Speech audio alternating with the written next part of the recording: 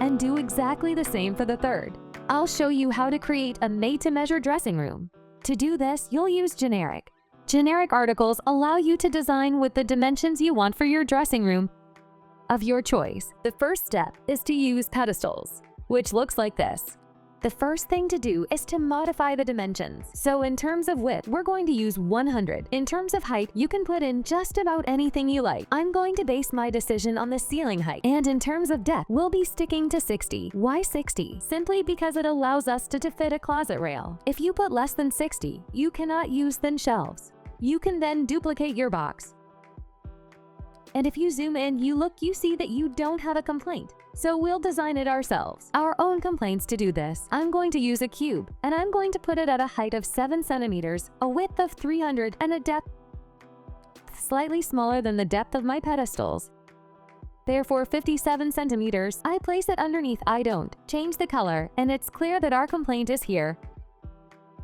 I'll zoom in to show you, then we'll create drawers at the bottom and create bars closet or with shelves. We'll do both.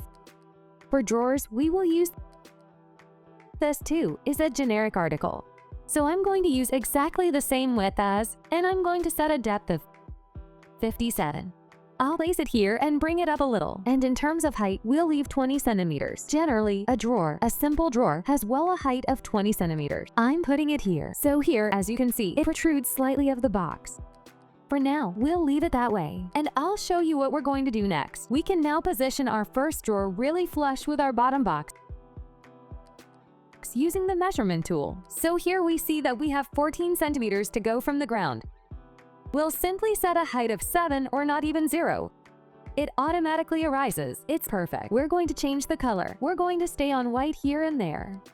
I duplicate once. I duplicate only once times, and I'm tipping it right here. You see, we have this magnetism, and I wanted to place it just right above. We have this magnetism that allows us to position it just above the first box. I duplicate it a second time and do exactly the same for the third.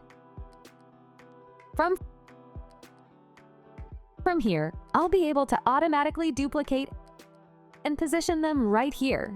Either I keep my drawers as they are or I don't. And that's what I prefer. It's to decrease slightly left-handed dimensions to the right so that it doesn't on the casing. So there you see, I've reduced it to 98, but I'm going to even be able to reduce to 96%. That we don't have to worry about this visually. It's really a question of detail, and here you see that it's actually possible when you project yourself into the future. In reality, you really get that impression to open the drawer. I'll explain why I duplicated it in the first place, these boxes 3 times, and why I don't use them. I didn't duplicate them one by one. So why? Because if I take this one, which I've modified to 96 centimeters, and I duplicate it, automatically you have here a spacing, and it's much longer to modify each time by hand than to do it by hand. Directly from 100 centimeters. We know they're well placed. I just have to reduce the number of 4 centimeters and automatically remain on the central part. It goes very fast.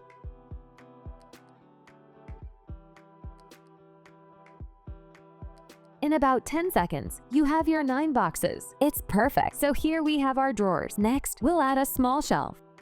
And to create the shelf, I'll simply duplicate the cube I have underneath. I'm going to change the height, and I'll be able to enter my shelf right here. I'll be able to adjust the height to suit my caissons. Here I have 31. I want 30. I activate the measure tool and position my shelf at 30. And then I'm going to put a hanging bar just above. So we'll go here. I'll take a cylinder. And I change the height, width, and length.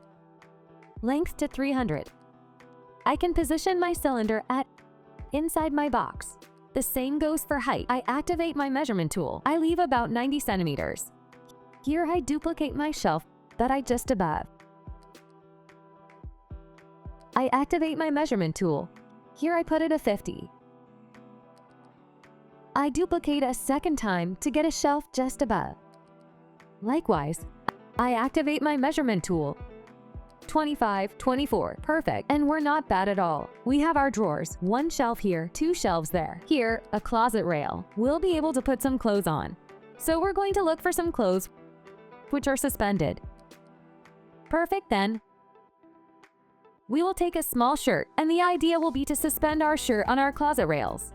So you have to be very precise. We're going to go as high as we can, and the idea is to adjust our element using the measurement tool in terms of both height and depth. So now we're going to play here. We're not bad, are we? We can lift a little bit.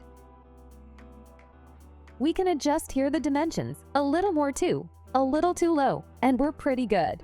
Once the first liner is in place, you can duplicate as many times as you like, really as many times, and then delete the items you don't want. You can now continue duplicating. And here I'm going to remove these elements. I activate my measurement tool, 400 here. I'll put 20. Still using my measuring tool, I move my element that remains in the same line and that I don't need to replace it later. Let's see if we can wear shoes.